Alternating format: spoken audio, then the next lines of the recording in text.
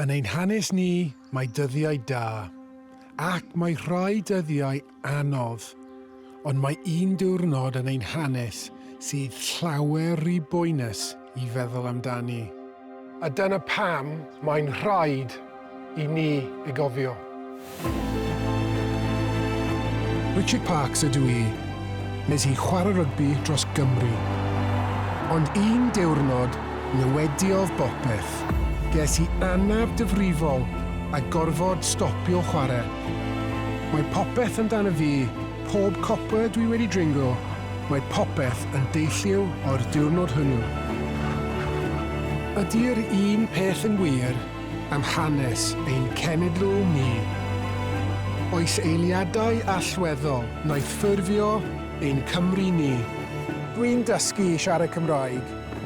Braint ac antur, mwyaf fy mywyd ydy ecsblorio yn hanes ni, yn ein hen iaith ni. Dyma 24 awr Newidiodd Gymru.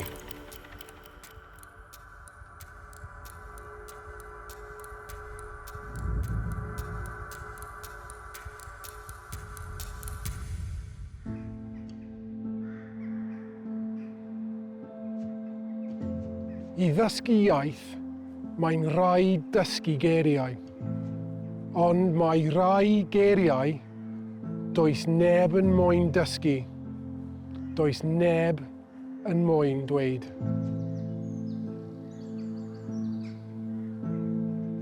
Colled, los. Gofid, grief. Agony, artaith. Angiau, death. Mourning, galar. Bu farw fy nhad yn sydyn llynedd. Mae wedi newid fi am byth. Dwi'n gweld ei golled yn ofnadwy. Allai ddim dychmygu colli fy mab, ond colli pob plentyn mewn pentra cyfan.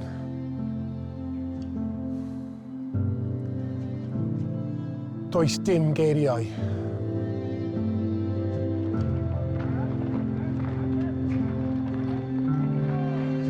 Effeithiau moel.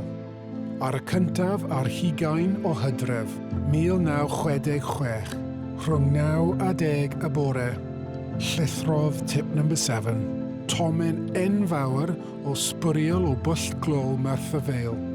Syrthiodd oddi ar y mynydd a disgyn ar ysgol gynradd Pantglas. Bu farw 28 o oedolion. A 116 o blant. A dyma'r effeithiau eraill. Yr effeithiau daeth i'r amlwg wedi'r bore hwnnw. Roedd tip number 7 wedi bod yn bryder ers misoedd.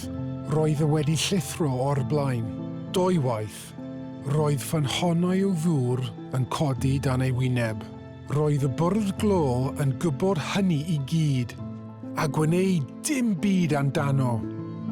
Y gwrthod derbyn y bai.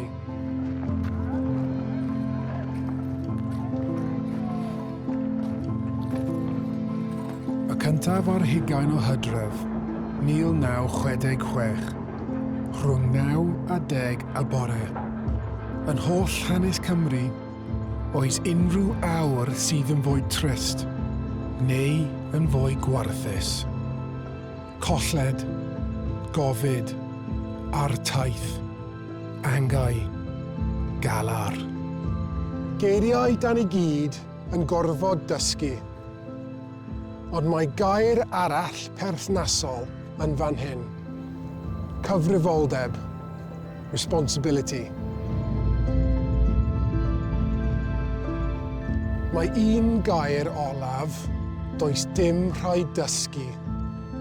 Mae'n dweud yr un peth yn Gymraeg a Saesneg, a phob iaith arall yn y byd. Aberfan.